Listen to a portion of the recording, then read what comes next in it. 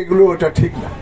নিজের ঘরে নিজে প্রধান অতিথি হওয়া যায় না। কর্মী হিসাবে, আমি একজন মানুষ হিসাবে, আমি আপনাদের ভাই হিসাবে, আমি কোনো অতিথি হিসাবে।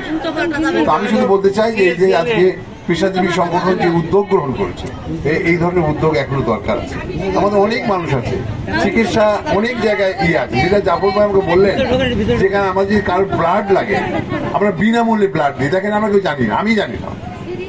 উনি বলছেন যে এমন একটা রোগ যেখানে ব্লাডের প্রয়োজন হয়, সেই ব্লাডটা আমরা ফ্রি দিই। হসপিটালে গেলে পরে তো 10 টাকার টিকিট দেয়, বলে আমরা তাও নিই না। তার মানে এত একটা সুযোগ আছে, এবং তেনারাও এত বিভিন্ন কর্মকাণ্ড করেন এখানে। যারা সেবামূলক চিকিৎসকরা দায়িত্ব পালন করে, তারা সবাই ওখানে অনেকে হয়তো চিকিৎসা নেবে, ভবিষ্যতে আবারও ক্যাম্পিং করবে।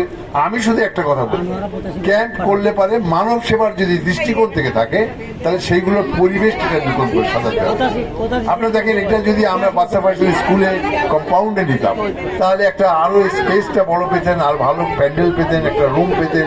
হঠাৎ আকস্মিক বৃষ্টি আসলে আপনি কোথায় নেবেন? সবকিছু বিবেচনা, যারা নেতৃত্ব দেবেন, যারা সংগঠনকে পরিচালনা করবেন, যারা ভূমিকা রাখবেন, তাদেরকে সব দিকে একটা বিচক্ষণ চিন্তা থাকতে হবে। সে বিচক্ষণ চিন্তা দিয়ে আমি মনে করি যে পেশাজীবী সংগঠন তারা যাত্রা শুরু করছে, তারা বিভিন্ন সময় এখানে সামাজিক কর্মকাণ্ড করছে।